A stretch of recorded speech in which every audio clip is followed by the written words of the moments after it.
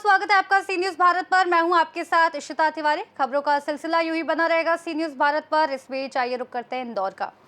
इंदौर से खबर है, जहां तिल्लौर शिवनगर मार्ग स्थित संकट मोचन हनुमान मंदिर खेड़ापति आश्रम पिपलिया लोहार में आयोजित 72 घंटे की दिव्य भू समाधि साधना के बाद तपोनिष्ठ संत महामंडलेश्वर राज गुरुजी महाराज सोमवार दोपहर करीब 12:45 समाधि से बाहर आए, जहां ये क्षण लाखों श्रद्धालुओं के लिए आस्था, भावनाओं और भक्ति का अद्भुत संगम बन गया।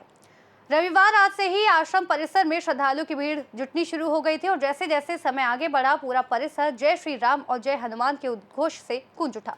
दोपहर 12 बजे से श्रद्धालुओं ने सामूहिक रूप से हनुमान चालीसा का पाठ शुरू किया, जिससे वातावरण पूरी तरह आध्यात्मिक ऊर्जा से भर गया।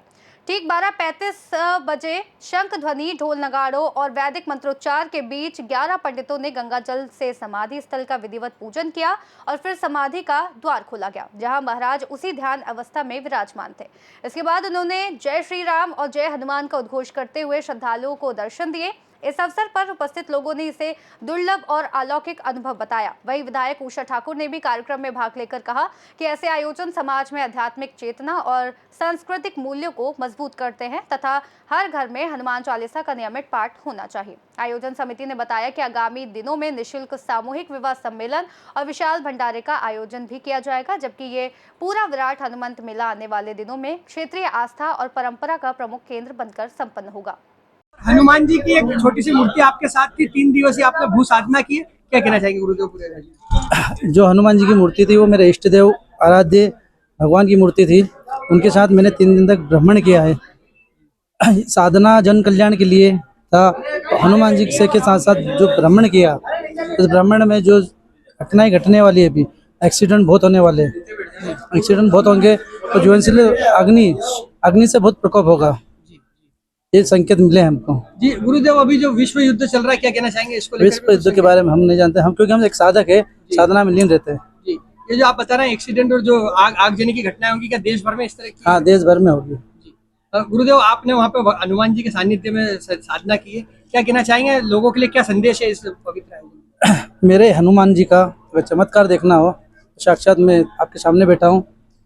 एक स्पेशलिस्ट डॉक्टर से पूछिएगा, एक इंसान बिना पानी के, बिना अन्न के, बिना हवा के कितने दिन रह सकता है। जो मैं आपके सामने बैठा हूँ, यही मेरे हनुमान जी का चमत्कार है। गुरु जी, जो पिपलिया लोहार का ये आश्रम है, इसके बारे में जानकारी मिली कि आपने अपने हाथों से ये पूरा आश्रम बनाया और भक्तों की अपार श्रद्धा आपके बारे में है। भक्त नहीं जानते आप कहाँ से आए और आपने क्या किया? गुरु जी क्या किया? मैं एक सेवक हूँ, है ना, साधक हूँ। मैं स्वयं अंग मेहनत करता हूँ। रात्रि में 11 दिन मेरी साधना होती है और दिन में जो नित्य क्रम होते हैं, मेरा सुबह 6 बजे तक पूजा खत्म हो जाता है, 4 से 6 बजे तक। फिर सुबह उठ के मेरा पंछियों को दाना देना होता है, पेड़ पौधों की सेवा करना होता है, आश्रम की सफाई करना होता है। ये मैं स्वयं खुद करता हूँ, क्योंकि मैं भी एक सेवक हूँ आप जैसा। कलयुग में संकट मोचन हनुमान जी महाराज की महिमा परंपरा है और वो अतिशीघ्र प्रसन्न होते हैं, क्या संदेश है भक्तों के लिए? ये कलयुग से अच्छा कोई युग नहीं है, क्योंकि इतनी जल्दी भगवान प्रसन्न होना बहुत बड़ी बात है। हजारों साल तपस्या करते थे फिर सतयुग त्रेता युग में, तब जाके भगवान दर्शन देते थे। लेकिन यहाँ तो 3 दिन, 11 दिन, 21 दिन में भगवान प्रसन्न हो जाते हैं। लेकिन सच्चा मन होना चाहिए, आत्मा हृदय, किसी के लिए छल कपट नहीं होना चाहिए, भगवान तुरंत दर्शन देते हैं। आपके सानिध्य में कल यहाँ 11 कन्याओं का विवाह भी होने वाला है, भागवत कथा चल रही है, क्या? ये सब भक्तों के सानिध्य में हो रहा है, सब मिल के कर रहे हैं। हमारे सानिध्य में कुछ नहीं, हम तो एक छोटे से सेवक है हनुमान जी के, हम सेवा करते हैं। हमारी सेवा को देख के सब श्रद्धालु लगे हुए काम में। आपने कहा जो विपत्ति आने वाली है, भक्तगण किस तरह सावधानी रखे, उससे बचा जाए? हनुमान चालीसा पाठ करेंगे, धर्म की रक्षा हम करेंगे, धर्म हमारी रक्षा करेगा। हनुमान चालीसा पाठ उसके लिए अति उत्तम है। उन्होंने 3 दिवसीय यहाँ पर जो भू समाधि ली थी, आज उसके बाद में वापस वो बाहर आए और बड़ा हर्षोल्लास का माहौल है भक्तों में। हनुमान जी की पूरी भक्ति दिखाई दे रही है, क्या कहना चाहेंगे आप उपस्थित है? देखिए, ये सिद्ध पुरुष गुरु जी है और 3 दिन 72 घंटे समाधि ली है और ये हनुमान जी का आशीर्वाद है। हनुमान जी कृपा कहते हैं, कलयुग में तो अवतार है तो हनुमान जी का है। ऐसे गुरु साक्षात आशीर्वाद हनुमान जी का हुआ है। 72 घंटे 7 फीट के गहरे गड्ढे में रहे हैं और ये आस्था आप देख सकते हैं, कितनी जनता, कितनी जनसंख्या यहाँ पर मौजूद हुई है। तो ये भगवान हनुमान जी का आशीर्वाद है और साक्षात कलयुग के अंदर भगवान हनुमान जी प्रकट हुए हैं। इसी रूप में हम भगवान गुरु जी को देखते हैं। पिपलिया लोहार का जो संकट मोचन हनुमान मंदिर और जो आश्रम है, अब बहुत सिद्ध हो गया, देश भर में इसकी चर्चा होने लगी, क्या कहना चाहेंगे? ये पूरे देश में चर्चा इसलिए हुई है कि हनुमान जी, साक्षात हनुमान जी बैठे हुए यहाँ पर और गुरु जी को उनकी कृपा है, गुरु जी को उनका आशीर्वाद है गुरु जी का उनका। और निश्चित ही ये पूरी जनता, पूरा क्षेत्र, पूरा युवा मातृशक्ति, आज ये आश्रम इतना पवित्र हो चुका है, इतना प्रचलित हो चुका है, पूरे देश में गया है। निश्चित ही हनुमान जी की कृपा है और सभी की आस्था हनुमान जी में जुड़ी हुई है। गुरु जी का आशीर्वाद हम सब पे बना हुआ है और निश्चित ही हम सबको आशीर्वाद मिलता रहता है उनका। आपका परिचय दे दीजिए। मैं राकेश यादव, पूर्व जिला पंचायत सदस्य, भारतीय जनता पार्टी से। भक्तों को उन्होंने दर्शन दिया और एक अद्भुत तेज उनके चेहरे पर दिखाई दिया। क्या कहना चाहेंगे आप उससे? देखिए, हर युग में ऐसी दिव्य विभूतियां कभी कभी जन्म लेती है। भारत देश संतों की भूमि रही है, महापुरुषों की भूमि रही है, सिद्ध साधकों की भूमि रही है। जिस क्षेत्र के लोगों का पुण्य उदय होता है, जिस क्षेत्र में धर्म का अधिक होता है, ऐसे क्षेत्र में ऐसे संत स्वतः आते। महाराज जी कब आए, कौन बुला के लाया, कैसे आए, ये जानकारी किसी को नहीं, स्वतः आए। और उनके अंदर एक विलक्षण प्रतिभा, जिस फर्श पे आप खड़े हो, ये महाराज जी ने स्वयं ने लगाया, स्वयं ने तगारी उठाई, स्वयं ने पत्थर जोड़े और दिन दिन भर, रात रात भर उनने काम करके और स्वयं के श्रम से ये किया।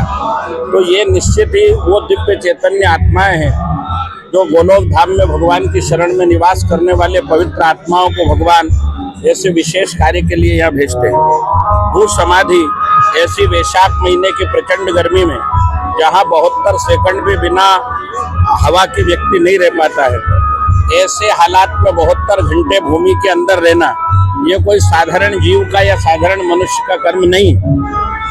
ये वो आत्माएं हैं जो जन्म जन्मांतर से तपस्यारत और भगवान के चरणों में रहने वाले जीव हैं। ये आपके हमारे सबके पुण्य उदय हुए कि ऐसे महापुरुष का यहाँ पर साक्षात्कार हुआ, उनके दर्शन हुए और इतनी कड़ी साधना जो की है। जैसे वृक्ष अपना फल नहीं खाता है, नदी अपना जल नहीं पीती है, इसलिए संत साधना अपने लिए नहीं करते हैं, वो जगत के लिए करते हैं। तो निश्चित ही संपूर्ण राष्ट्र के कल्याण की भावना से महाराज जी ने जो कार्य किया है, इससे सनातन की रक्षा, सुरक्षा और व्यवस्था में बहुत बड़ा एक अंतर देखने को मिलेगा। और क्षेत्र का विकास और क्षेत्र का आनंद तो आज से ही शुरू हो गया, ये मान लें। इतनी कठोर। मैं पंडित नारायण शास्त्री काटाभोड़ संस्कृत विद्यालय का संचालक हूँ, ब्राह्मण बच्चों के भोजन आवास अध्ययन। इंदौर से सीनियर संवाददाता राकेश रायकवार की रिपोर्ट। फिलहाल के लिए इस रिपोर्ट में बस इतना ही। देश और दुनिया की तमाम बड़ी खबरों को जानने के लिए देखते रहिए सी न्यूज़ भारत।